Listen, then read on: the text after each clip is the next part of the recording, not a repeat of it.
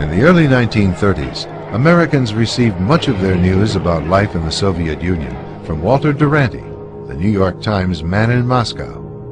Duranty's articles filled the front pages with gripping stories from Mother Russia.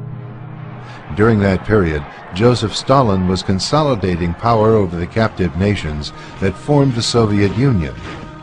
One step in that drive called for the forced relocation of millions of Ukrainians.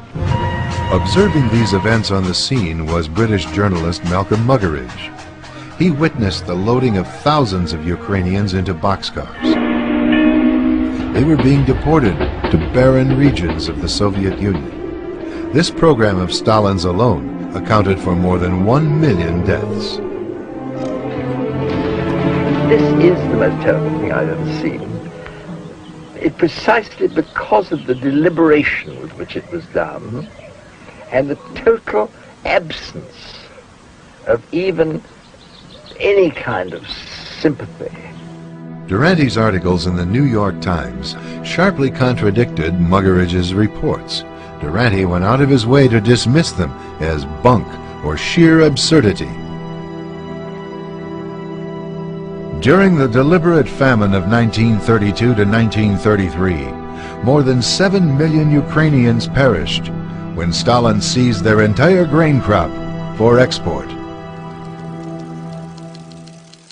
Still, in a March 1933 article, Duranty insisted there is no actual starvation or deaths from starvation, but there is widespread mortality from diseases due to malnutrition. That was when his reporting was particularly disgraceful, because he denied that there was any famine. And we used to wonder whether, in fact, the authorities hadn't got some kind of hold over him, because he so utterly played their game. But it didn't worry the New York Times, who featured his reports. Ultimately, the cover-up of Stalin's crimes helped the communist regime gain diplomatic recognition from the United States. William F. Jasper is a senior editor for the New American Magazine. The Soviet Union, like every communist country, was an economic basket case. It could not produce enough to survive.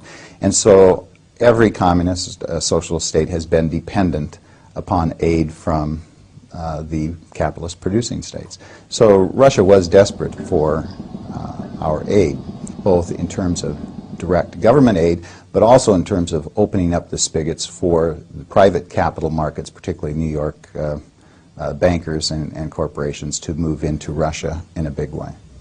In 1933, the Roosevelt administration invited a Soviet representative to Washington to negotiate terms of diplomatic recognition. For his news correspondence during the previous year, Duranty would receive the Pulitzer Prize.